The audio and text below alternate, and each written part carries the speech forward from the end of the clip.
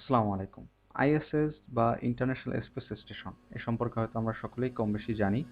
এটি এখন পর্যন্ত মানবসৃষ্ট সবচেয়ে বড় কৃত্রিম বস্তু বা কৃত্রিম উপগ্রহ, যেটি কিনা প্রতি মুহূর্তে পৃথিবীকে প্রদক্ষিণ করছে। ১৯৯৮ সালে ৫টি স্পেস এজেন্সির যৌথ প্রজেক্টের ফল হিসেবে এটিকে সর্বপ্রথম মহাকাশে লঞ্চ করা হয়।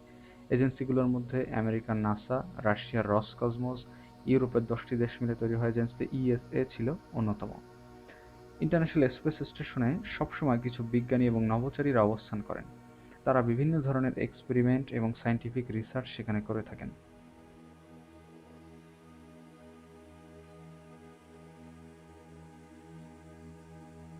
ভূপৃষ্ঠ হতে প্রায় ৪০৮ কিলোমিটার উচ্চতায় ঘন্টায় প্রায় ২৮,০০০ কিলোমিটার বেগে প্রতিনিয়ত পৃথিবীকে প্রদক্ষিণ করছে এই আইএসএস। এত উচ্চতায় থেকে প্রদক্ষিণ করার পরেও আমরা চাইলে আইএসএসকে খালি চোখে ভূপৃষ্ঠ হতে দেখতে পারি। এর কারণ হলো আইএসএস এর বিশাল আকার।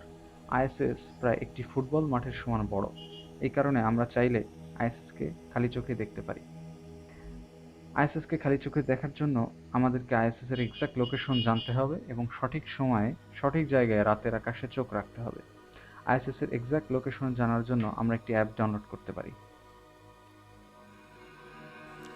তো আপনার ফোনের গুগল প্লে স্টোরে গিয়ে সার্চ করবেন আইএসএস লাইভ। প্রথমে যে অ্যাপটি পাবেন সেটি ডাউনলোড করে নেবেন।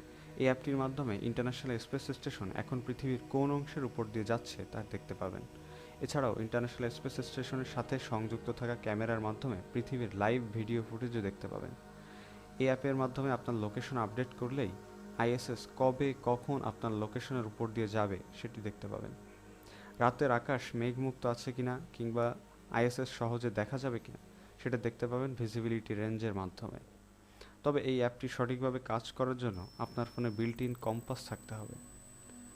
আইএসএস এর ছবি তুলতে চাইলে আপনার কাছে শক্তিশালী ক্যামেরা যেমন নিকন P1000 কিংবা স্যামসাং গ্যালাক্সি S23 এর মতো ডিভাইস থাকতে হবে। যদি না থাকে তাহলে খালি চোখে আপনি আইএসএসকে একটি মাঝারি আকারের তারার মতো দেখতে পাবেন। ভিডিওটি দেখার জন্য সবাইকে অসংখ্য ধন্যবাদ। আল্লাহ হাফেজ।